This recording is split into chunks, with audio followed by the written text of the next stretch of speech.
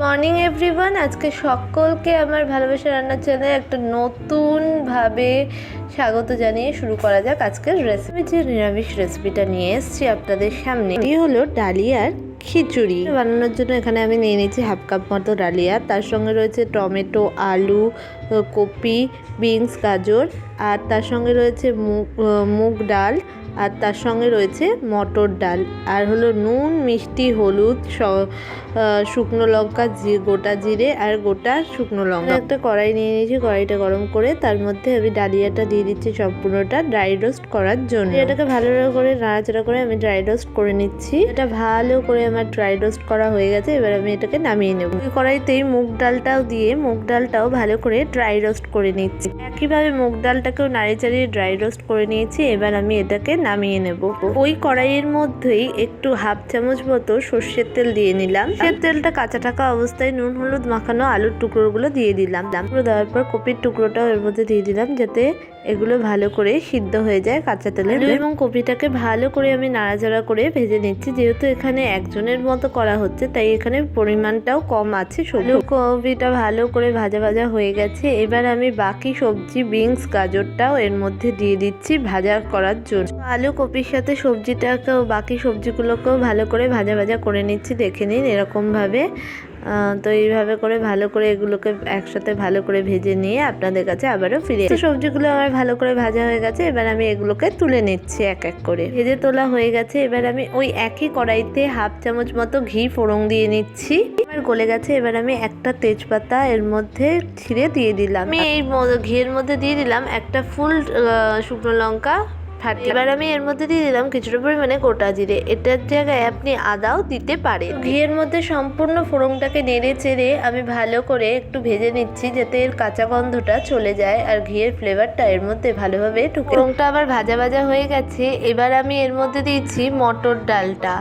এটা যেহেতু ভাজাও হয়নি আর সেদ্ধ হয়নি, তাই এটাই আগে। মটর ডালটাকে ভালো করে ফোড়নের সাথে নেড়ে চেড়ে নিচ্ছি, কারণ মটর ডালটাই সব থেকে শক্ত জিনিস। এটা ফুটতে সময় বেশি লাগবে, তাই এটাকে আগে দিয়ে দিই। ডালটা ফোড়নের সাথে নাড়াচাড়া করে একটা সুন্দর গন্ধ চলে এসেছে। এবার আমি এই যে রোস্টেড মুগ ডালটা এর মধ্যে দিয়ে দিলাম। ফোড়নের মধ্যে দুটো ডালকেই নাড়াচাড়া করে নিচ্ছি। দেখুন এইভাবে করে, যাতে এর মধ্যে ফোড়নের ফ্লেভারগুলো ঢুকে। খালি ফোড়নের নাড়াচাড়া করা হয়ে গেছে। এবার আমি এটা সেদ্ধ করার জন্য হাফ কাপ মতো এমনি জল দিয়ে নিলাম। জলগুলোর সাথে ডাল দুটোকে ভালো করে নাড়াচাড়িয়ে এবার আমি এটাকে ফুটতে দিয়ে দিই। ডালের মধ্যে দিয়ে দিচ্ছি কিছুটা পরিমাণে নুন। এটা আপনি আপনার পরিমাণ অনুযায়ী মোটামুটি ফুটে গেছে। এবার আমি এই যে আলু ভেজে রাখা আলুগুলো এর মধ্যে দিয়ে দিলাম। বাকি ভেজে রাখা সবজিগুলো ডালের মধ্যে দিয়ে দিলাম সিদ্ধ হওয়ার জন্য।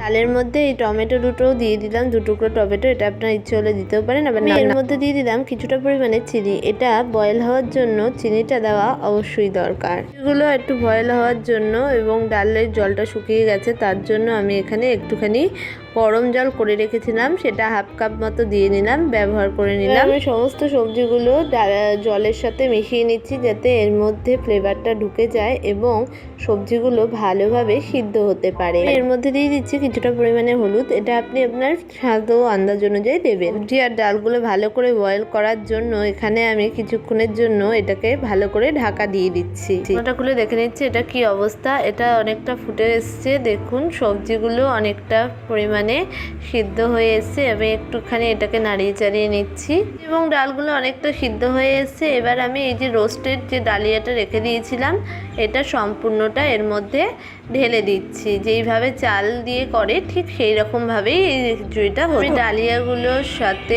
ডালটা ভালো করে মিশিয়ে দিচ্ছি সবজিগুলোর সাথেও, যাতে এটা ভালোভাবে বয়েল হয় আর এর মধ্যে ফ্লেভারগুলো ঢুকে যায়। আমি এর মধ্যে অ্যাড করে দিচ্ছি দুটো মতো কাঁচা লঙ্কা। এটা আপনি আপনার আন্দাজ অনুযায়ী দিয়ে নেবেন। ডালিয়া এবং সবজিগুলো আর একটু ভালো করে সিদ্ধ হওয়ার জন্য এটাকে আমি ঢাকা দিয়ে দিচ্ছি 10-15 মিনিটের মতো। হয়ে গেছে। এবার আমি ঢাকনা খুলে দেখে নিচ্ছি এটা ঠিক কেমন হচ্ছে। হ্যাঁ, এটা অনেকটাই ঘন হয়ে এসছে, পুরো মানে একদম খিচুড়ির মতো টাইট হয়ে এসছে। এবার আর এটাকে বেশি ঘন করলে খেতে ভালো লাগবে না। তো এবার আমি এটাকে নামিয়ে নিয়ে আপনাদের কাছে ফেরার আগে এটা আমি হাফ চামচ মতো দিয়ে দিলাম একটুখানি ঘি। তো এবার আমি এটাকে সার্ভ করে নেব। তৈরি এবং সার্ভ হয়ে গেছে আমাদের আজকের রেসিপি ডালিয়ার খিচুড়ি। তো আমার তৈরি এবং সার্ভ হয়ে গেছে। এবার আমার খেয়ে দেখার পালা। উফ, এটা জাস্ট অসাধারণ, হয়েছে পুরো ভোগের খিচুড়ির মতো। এরকমই সমস্ত অসাধারণ এবং ভালো ভালো রেসিপি পেতে অবশ্যই আমাদের চ্যানেলটাকে সাবস্ক্রাইব করে দেবেন আর পাশে থাকা বেল আইকনটাকে প্রেস করতে ভুলবেন না।